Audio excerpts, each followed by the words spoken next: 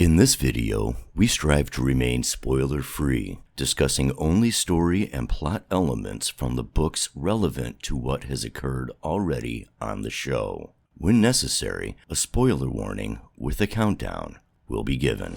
Hello everyone, I'm Jen. I'm Max. And I'm the Geeky Hippie. Welcome back to What the Adaptation, that YouTube channel that reviews adaptations from one form to another form. This week, we continue on with Season 3 of Netflix's The Witcher, adapting Time of Contempt by Andrzej Sapkowski. Max, what else can you tell us about this episode? Well, this is episode 7, Out of the Fire into the Frying Pan. It is directed by Bola Ogun. I'm probably butchering their name.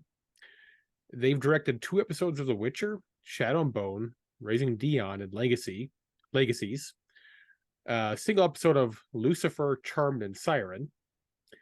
In 2019, they won 3 awards for their short film, Are We Good Parents?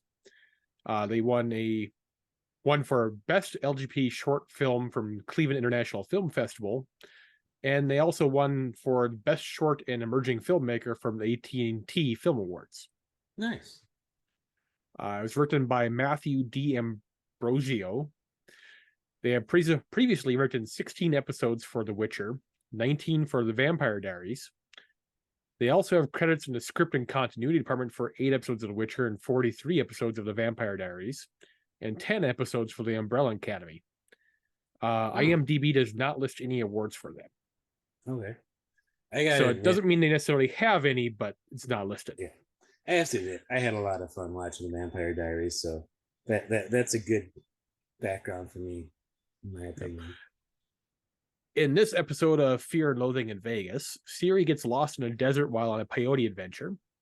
Yes. Dandelion's singing makes a dryads cry, and Geralt groans in pain for unrelated reasons. What'd you cats think of this one? Jen? Let's hear it, Jen. Come on. This is the venue.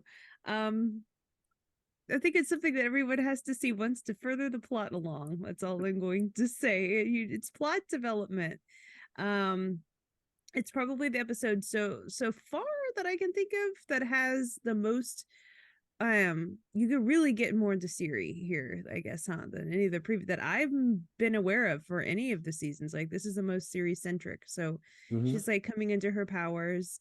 I actually have a very good thing to say about it later that's going to come up. So you'll be really shocked with that from what I said in our chat when I was a little bit too tipsy the other night and saying how there's actually, I will say, it's probably one of the most true to the book episodes that's happened in a long time. I will say that. So I'll spoiler alert, I guess. But yeah, it was mostly just superficial stuff that I was like, what the heck?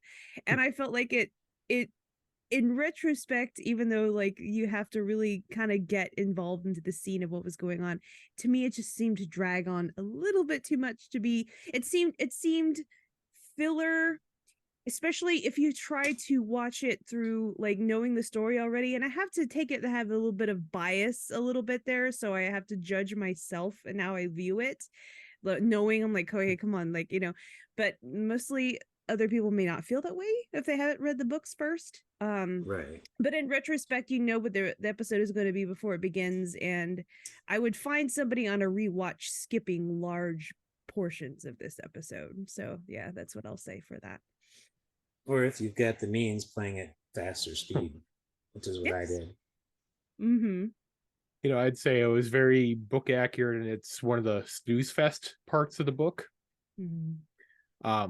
There are segments that have its moments. You have a unicorn scene, a scene with the various monsters and the lizards, and the inner headspace of seeing things that aren't there. Particularly like the end of the episode where she's seeing was it Falca? Yes, Falca. And seeing Dandelion and Geralt and all her friends and family basically being killed in her head before being zoinked out of there. Yeah. So it's we do see some interesting things, but it's a lot of buildup that just felt almost unnecessary in a lot of way. I see. I don't But know it if served I'd the say it's- purpose. Yeah, well, if it serves a purpose, it's not unnecessary. Yeah. It's just So unnecessarily long for a little okay, bit of build it feels unnecessary. Yes. Yeah. Yeah. But My biggest complaint though is that after the episode prior, it felt like this would have been a Yes. perfect episode 1, season 4.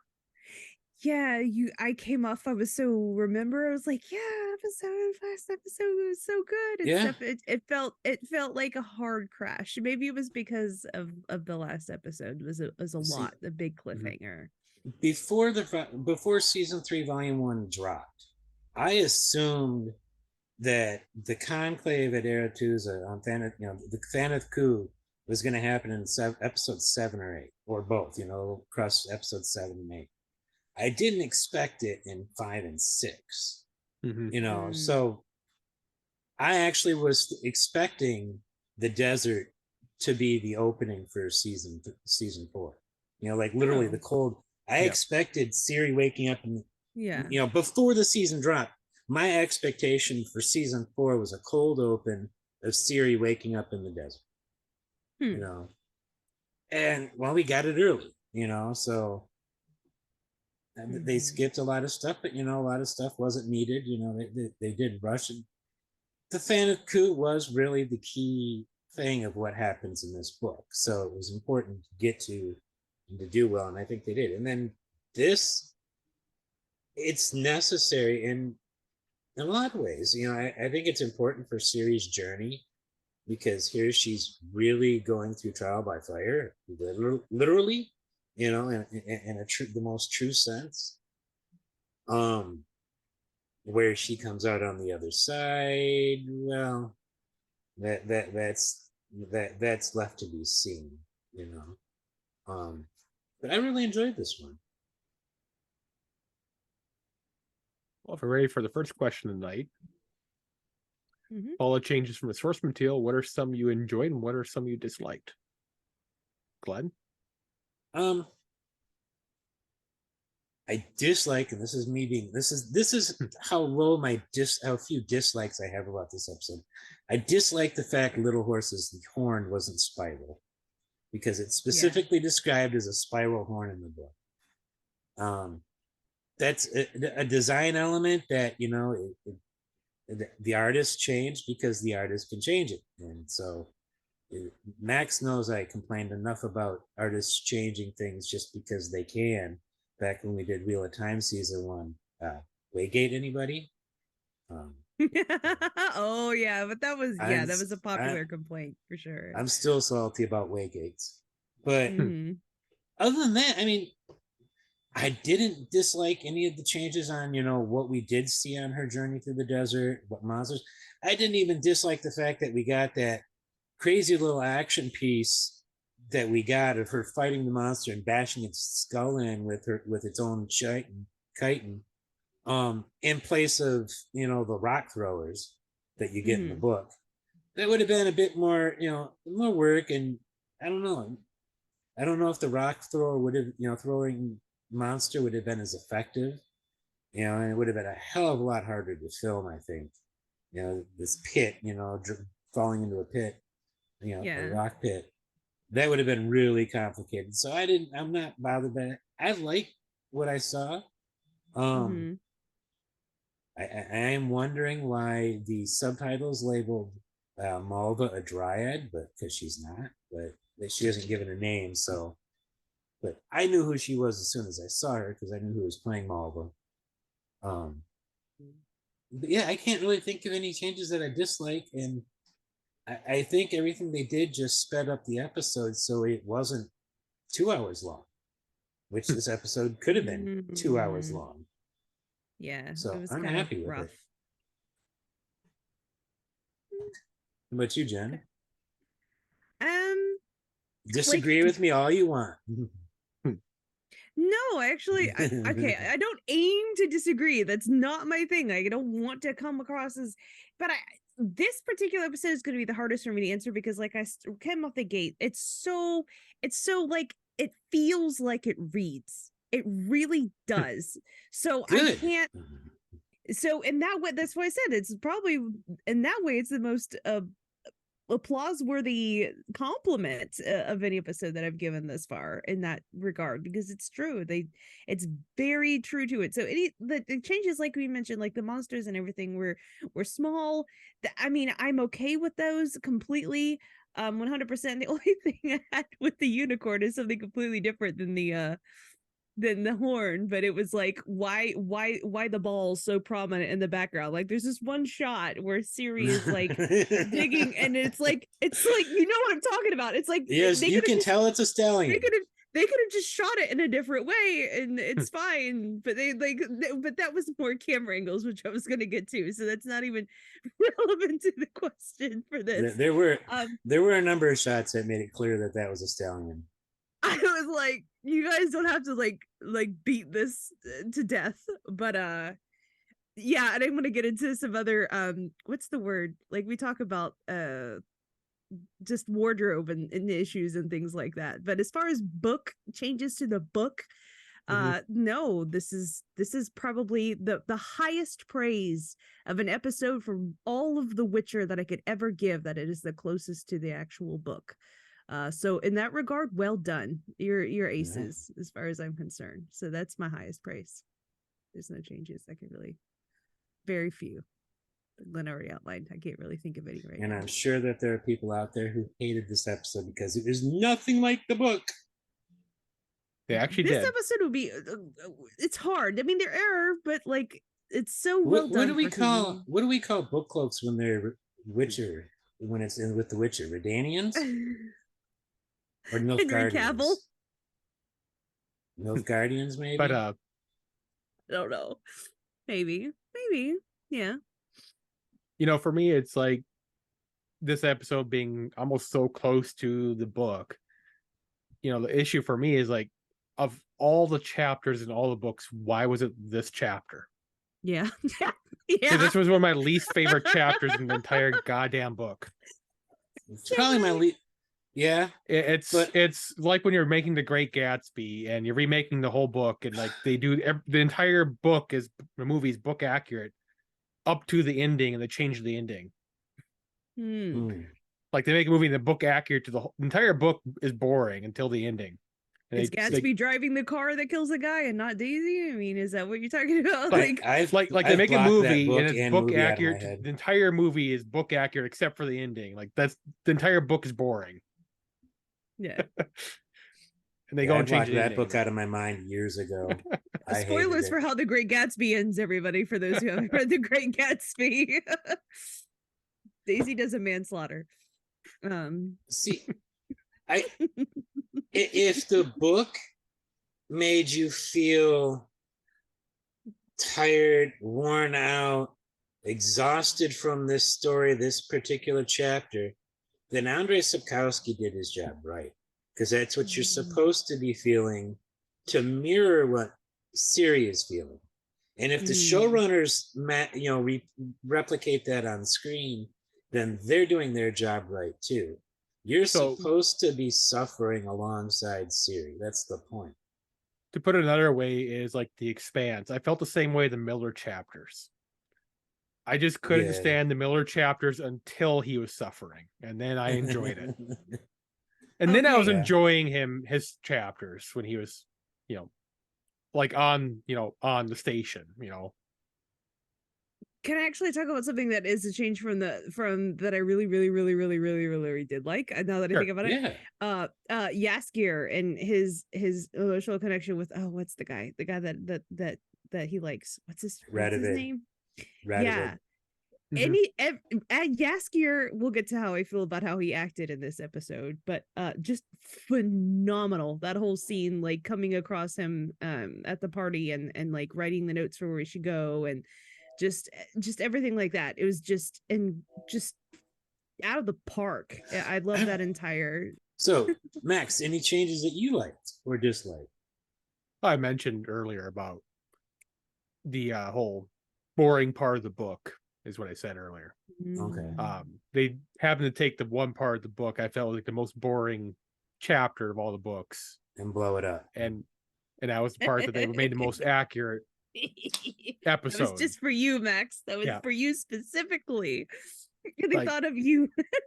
They could have made any other episode, like say the dragon episode, most book Mhm. accurate, but they chose this episode to be the most book accurate. And like, love it or hate it,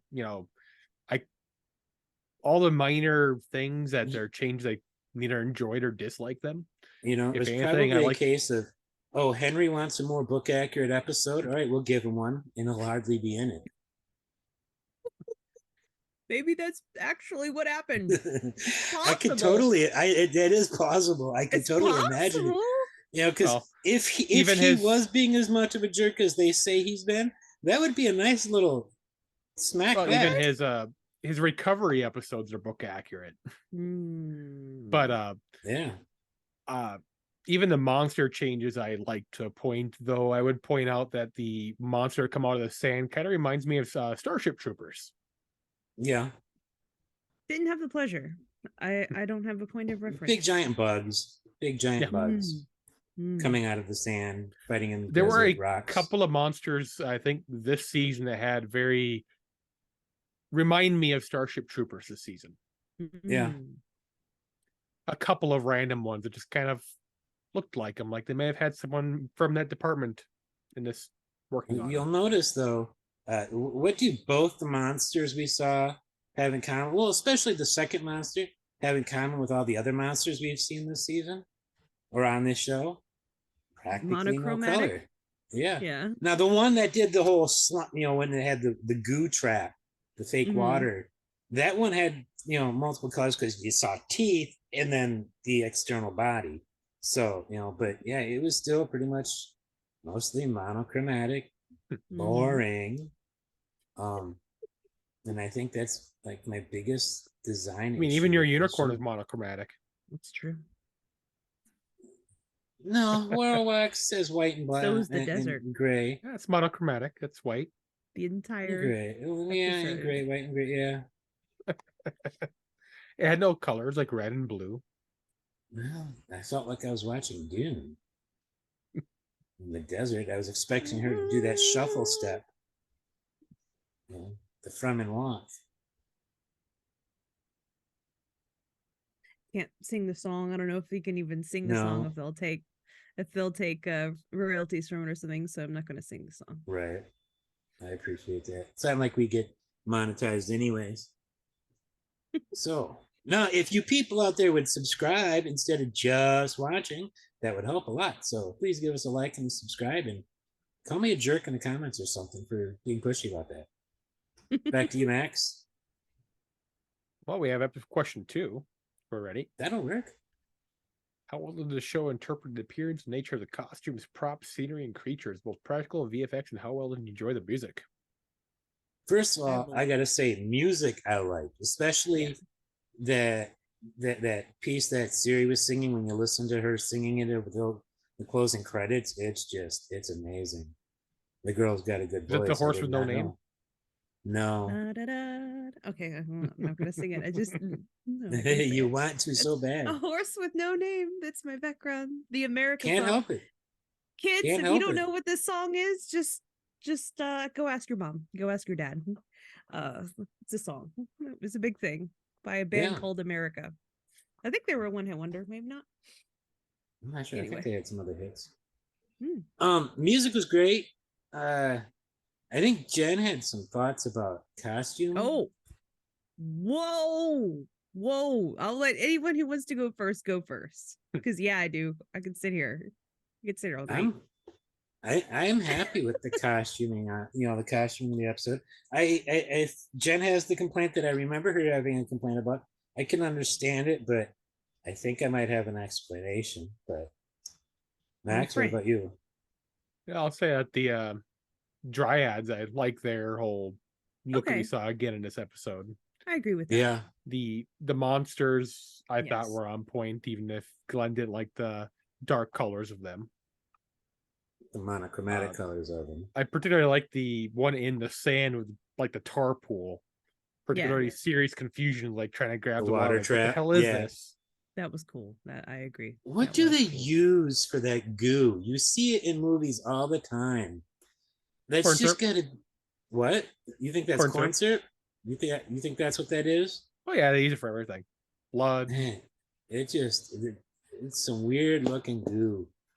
The It's the same viscous. slime that the xenomorphs and aliens have coming out of Mhm. their mouth. If it's not the corn syrup, then they use whatever it is for Nickelodeon slime. Mhm. Oh, when you say I don't know, Yeah. make sure I wasn't about to Can't. get slime. Yeah. Yeah. I grew up watching that show. You can't do that on television. Yeah. Yeah. I saw bits of it when I was a kid. Okay, Gotta be so careful that Temple of Doom one though. oh, Yeah, I've heard that Temple one's pretty Run fun. thing. Yeah, I've heard Yeah. that one's a fun Series burn thing. Just remind your gingers and sun is bad. yeah. one. Bonds and Son is bad. Yeah, Mm-hmm. she did burn pretty good. She did. She got cooked. I had Not as one much as issue I'm with the gonna cook her. makeup. I have one Like fried issue with the chicken. makeup on her being there boiling under the sun is Yeah. they didn't do anything with her lips. Her lips should have been seriously Oh. chapped and cracked.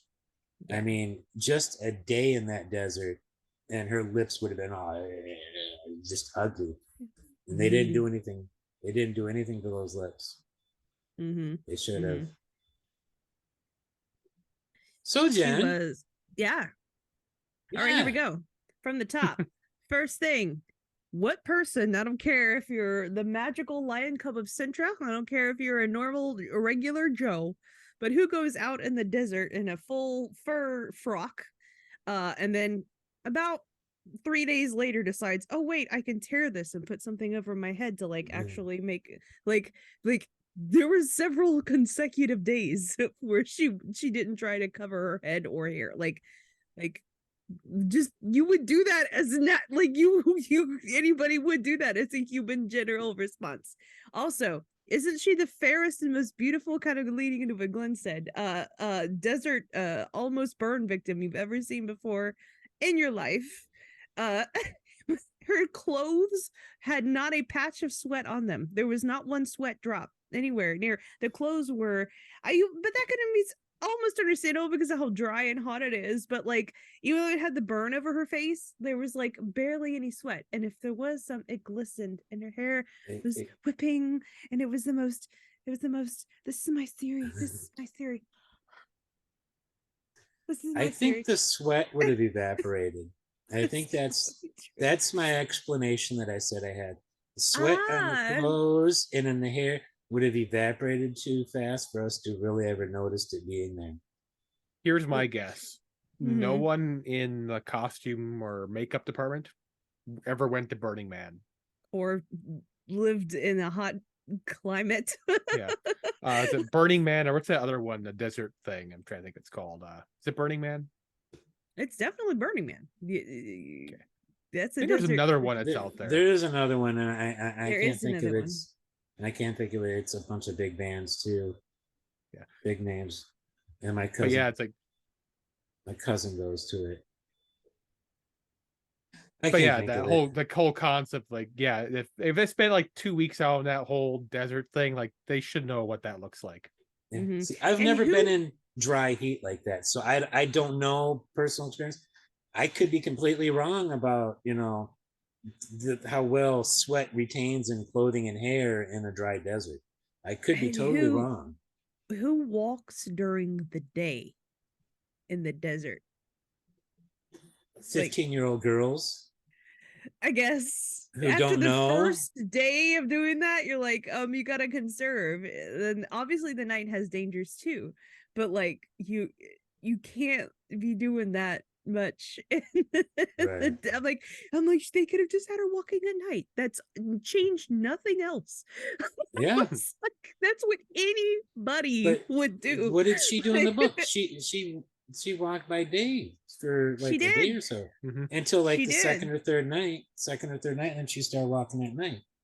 Yeah, so that was actually again accuracy. It's just like she's a teenager. He's a teenager who led a sheltered life Yeah. and then Yeah. lived on the run for a year, and then lived with the Witchers for a year, and then trained with Yennefer. And Mhm. well, on the show, she hasn't trained at the temple. No, she did train at the temple on the show.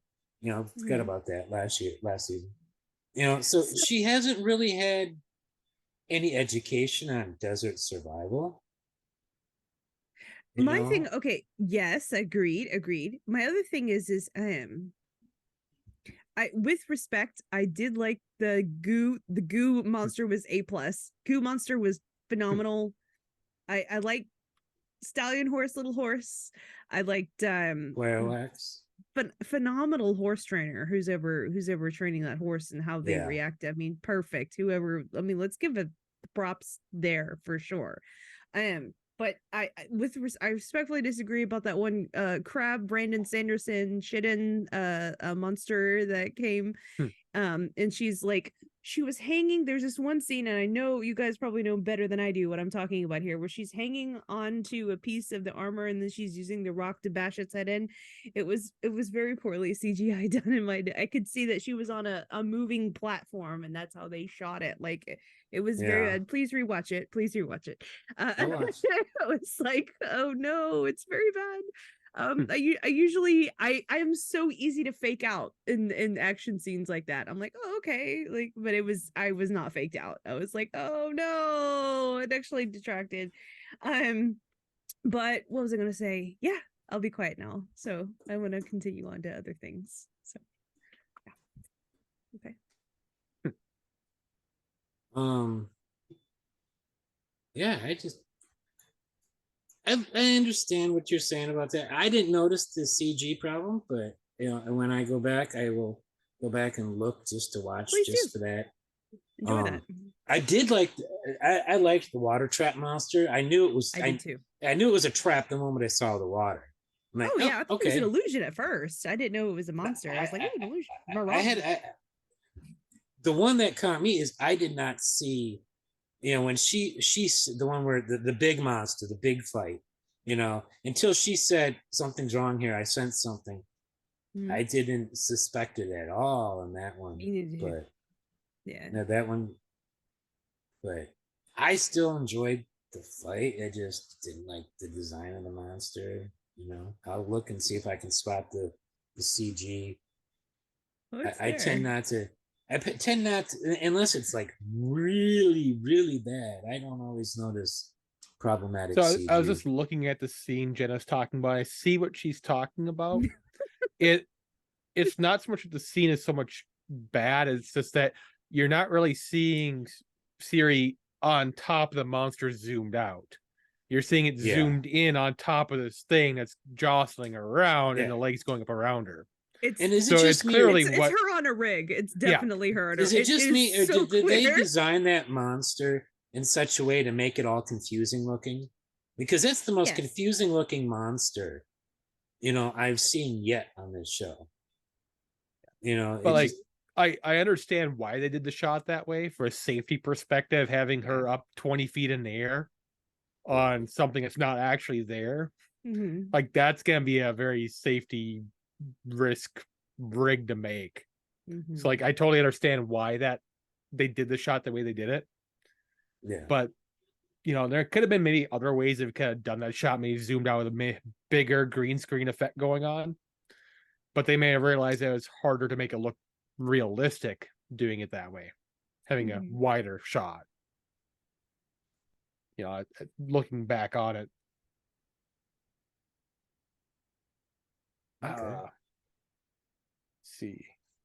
It's me nitpicking, maybe, but I was like, when I was watching, I was like, oh here, no. where can you? No, but otherwise. For retrospect, Glenn, it'd be similar to the Starship Trooper grenade scene. It's been a long time. Yeah. I'd have to go back. Where he rides the thing and shoves a grenade in and jumps off. Okay. Where it's clearly he's on top of something.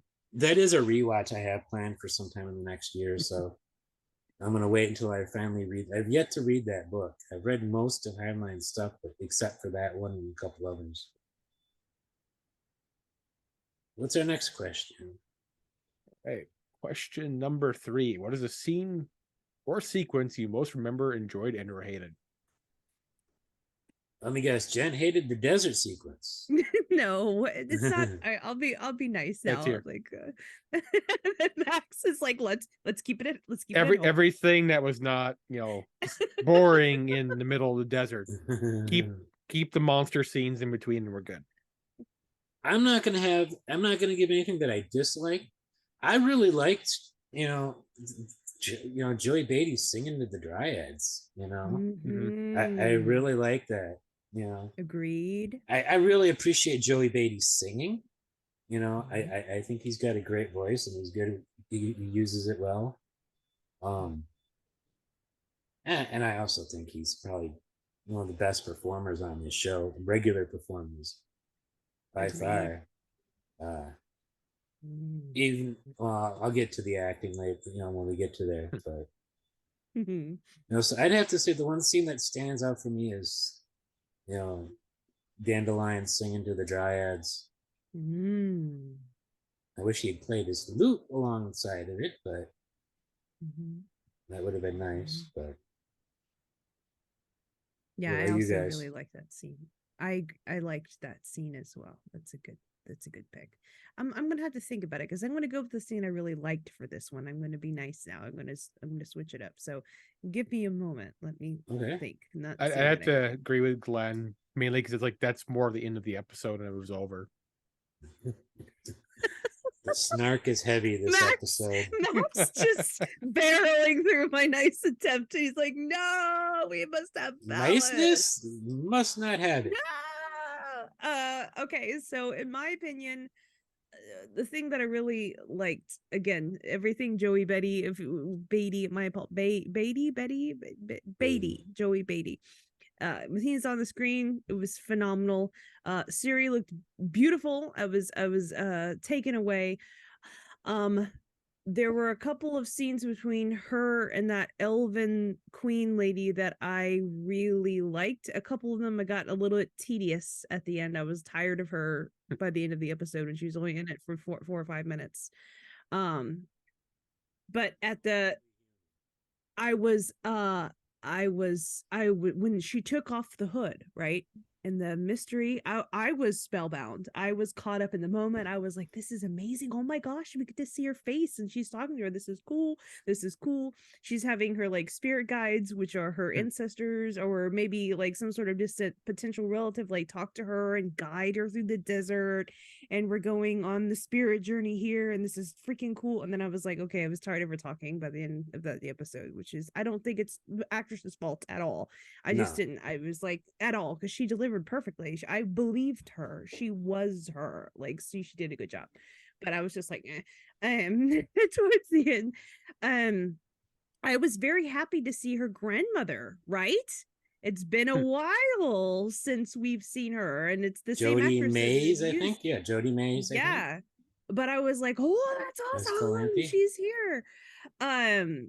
She had fun with that part. With that she scene, she did. had that looked like She it was a lot of did. fun to play.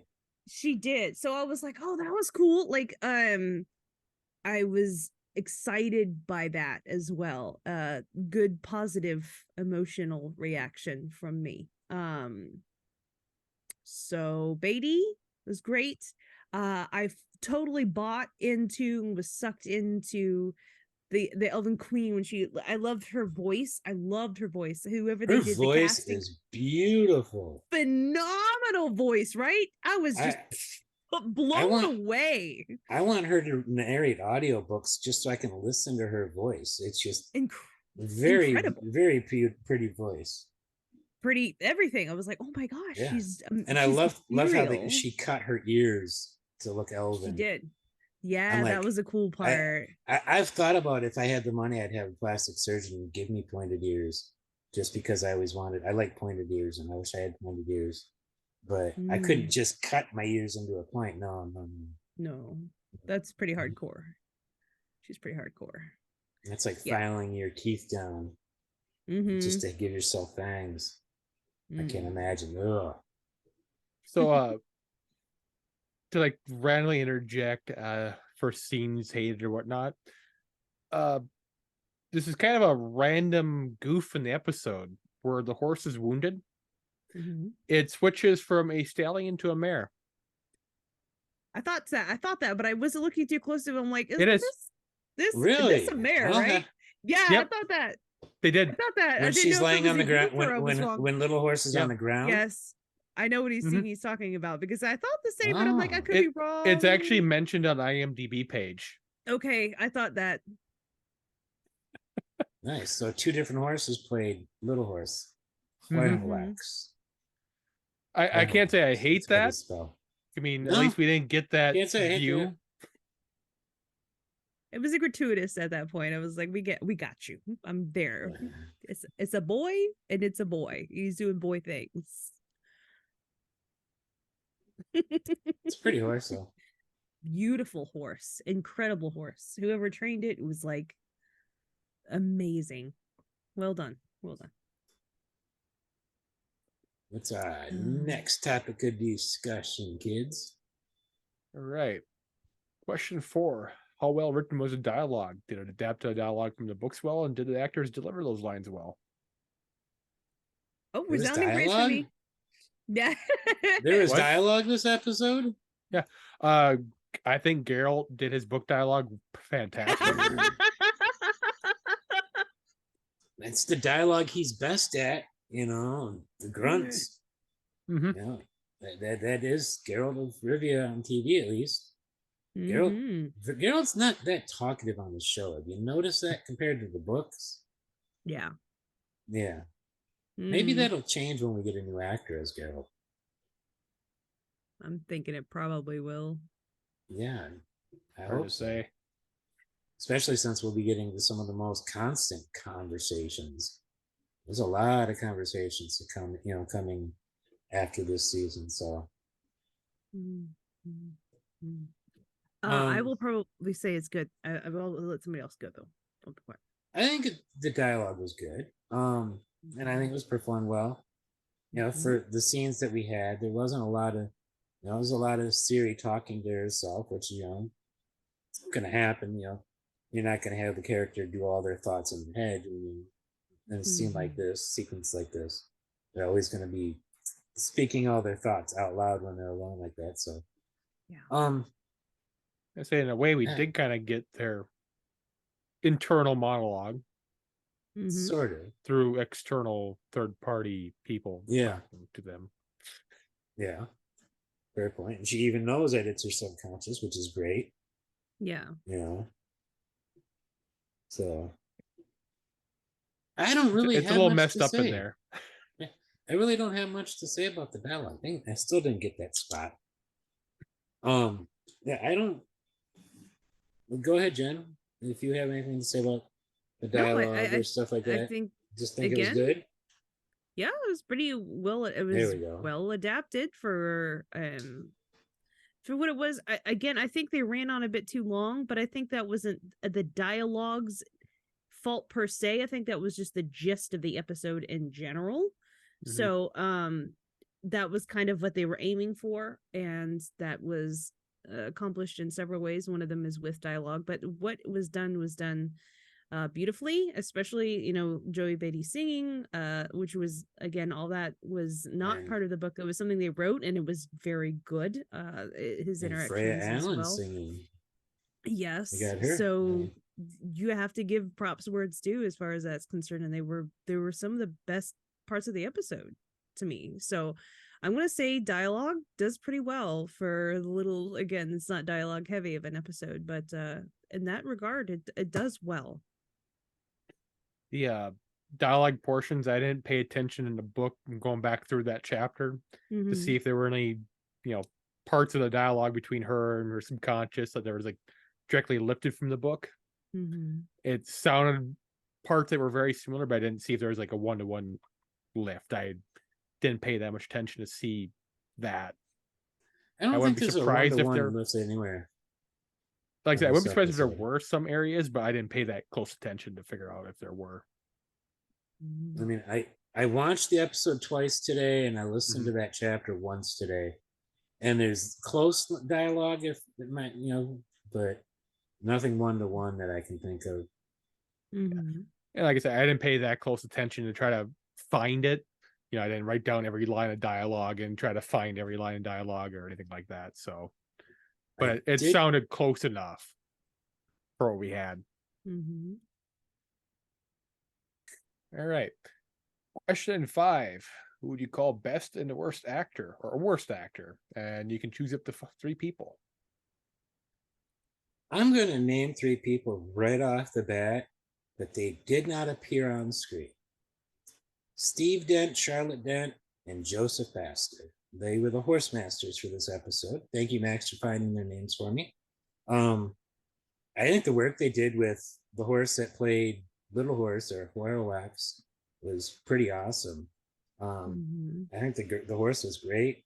Mhm. Yeah, I just the work they did with the horse, and yeah, I will give Freya Allen credit. She did a good job too.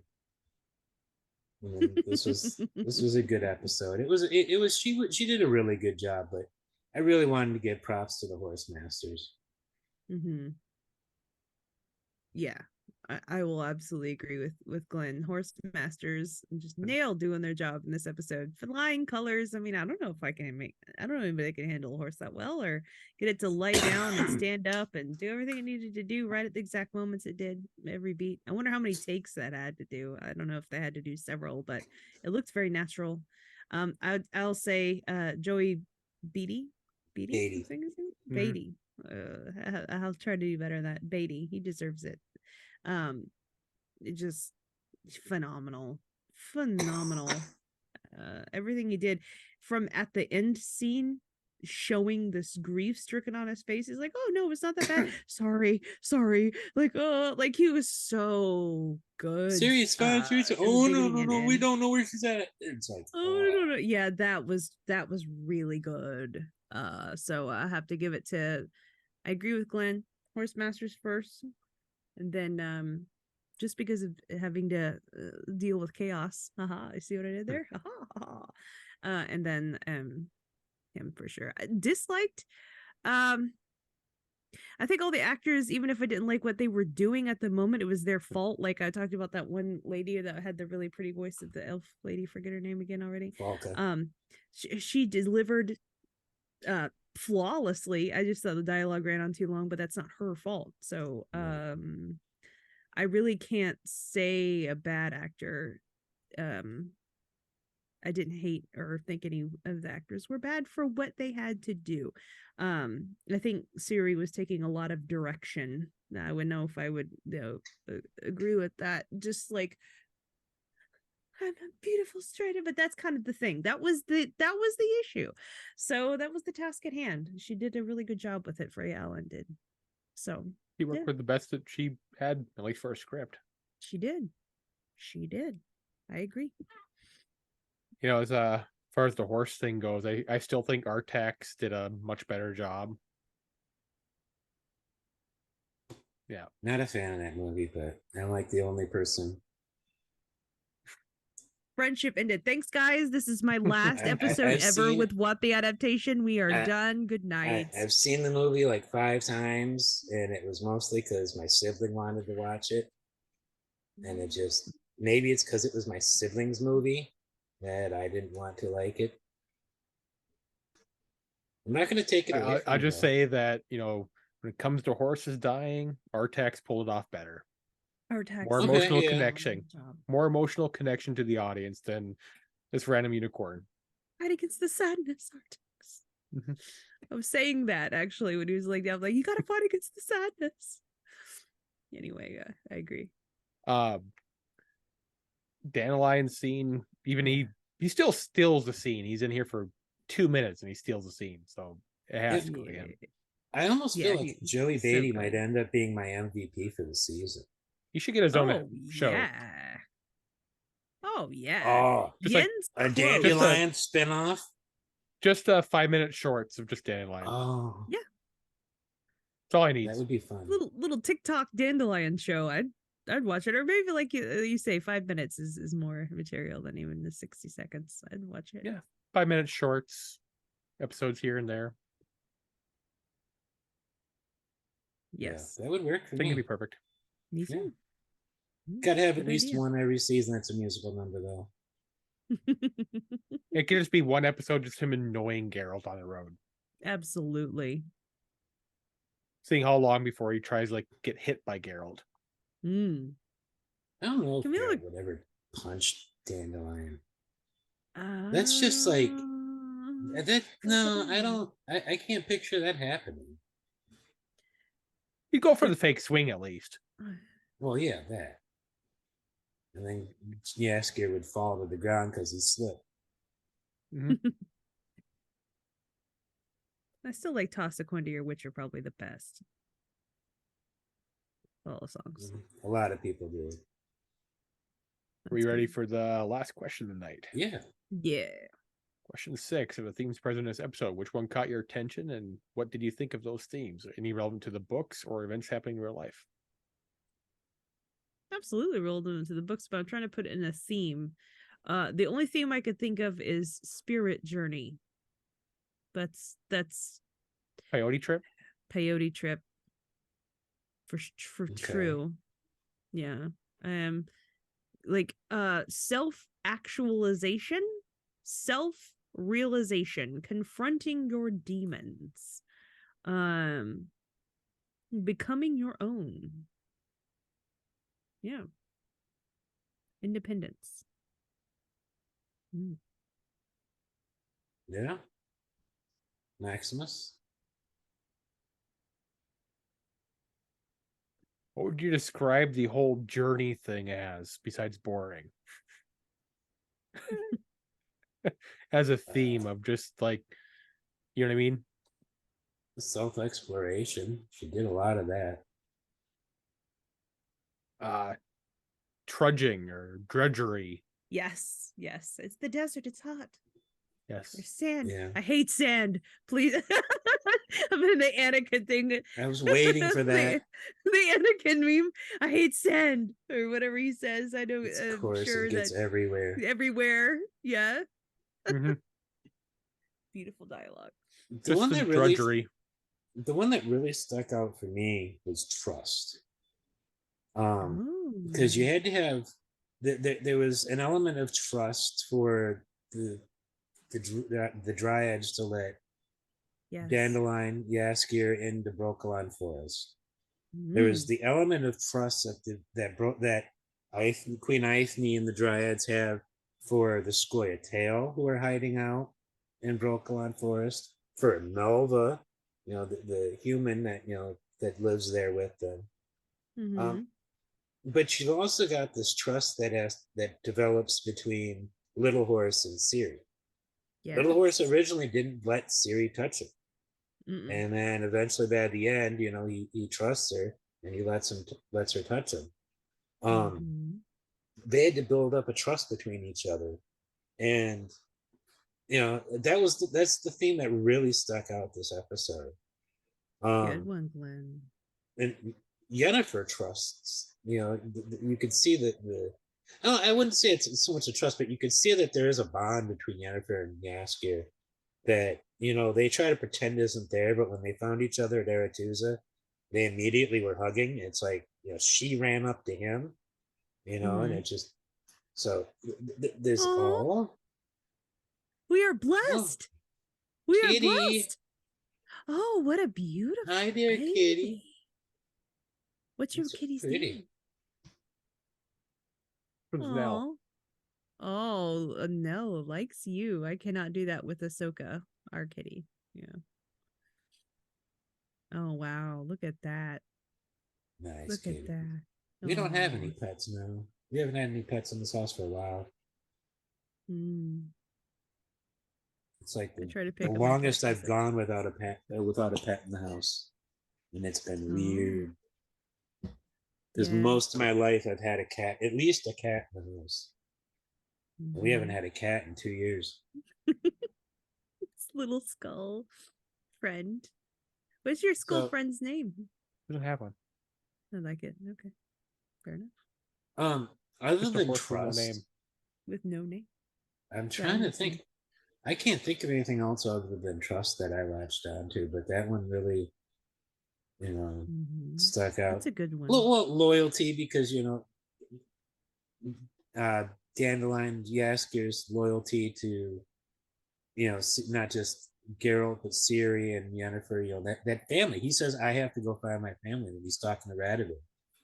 Yes. And Ciri is worried about trying to get back to her family. She's worried about Yennefer and Geralt. She doesn't really think about Yaskier, but Yaskier's Yaskier. So, but and see, that's one element of Yaskier that I like over Dandelion, is because you never really see Dandelion concerned about his family, as in True. Yennefer, Geralt, and Ciri. That's true. You see him worry about Geralt, and you see him worry about other characters. I'm not going to give it, it's not even really a vague spoiler, but I'm not going to say who, but you see him worry about a certain other character in Geralt's Hansa, that he has later in the series, later in the books. But in the books, Dandelion is never really concerned about Ciri and Yennefer and Geralt as his close family, as his family. Well, we got to marry the kitty again. Yes. What a Kitty is getting spoiled. Oh my gosh, I can't believe a kitty would let you pet. Now, boy or girl? Could be either. Girl. Oh, she likes you. I cannot touch my cat like that, even though I try. I tried, but I'm respectful. I'll do the trust thing. Some cats just don't like attention. And she goes, I cannot do that. So she was a rescue, though. Yeah, she was a rescue. She did good. She does good. Anybody else got any other themes? Or anything else you want to bring up? Anything from your notes that you didn't get to mention? I feel like there should be something else I should be saying. Glenn is the greatest host of YouTube ever. Glenn is the greatest host of YouTube ever. See, Jen said it. She knows. Glenn is the greatest host of YouTube of all time. However, there will be to be. I would say, what is the cost of chaos? Checks in the mail, Jen. Thank you, Glenn. What is the cost of chaos? I like that. Because this next episode is the cost of chaos. Maybe we'll find out next week. I do know. I was happy to see Ciri use her fire powers and then relinquish them, because that was very important, And I've seen the next episode, so I know that one thing that's kind of glossed over in the book doesn't seem to happen between the end of this episode and and what happens in next episode. I'll tell you about that later. Okay. I might be wrong. I might be wrong. It might actually be somehow hinted at, but there is a one sentence. I'll have to find the exact sentence and I'll send you the line, and you'll understand what I'm referring to. So I have a question. If there's power of fire, is there earth and air? So where's Captain Planet? I was already thinking, it was good water. He's on the other. He's on the other one of the other spheres. He didn't come through with the conjunction of the spheres. But yeah, they've been through the other. They've been training. They showed out, Ciri being trained in the different elements, and back in episode 1 of this season. I remember. And she asked Yennefer about, why not the fire, and because fire always has a cost, as a worst cost. Is uncontrollable. I just realized that the guy that did fire for Captain Planet had red hair of all the people he had. I just realized that New York kid, little brash, was a ginger. I just realized that. I used to watch that show all the time in my 20s. Me too. Apparently, they had a character actually named Duke Nukem in there. Yes. It's crazy considering another game by the same name. Yeah. I know what you're talking about. Completely different character. Yeah. Yeah. Ex-military. So, completely different character. Anybody got anything else to bring up? Max, you got anything? Nope. No. Nope. All right. Well, thank you guys for joining me tonight.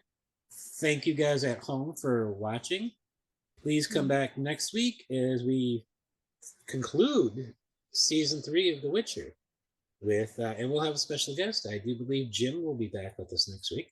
So thanks for watching. Please leave a like and subscribe and some comments. And hey, don't forget to be awesome. There they go. There it is.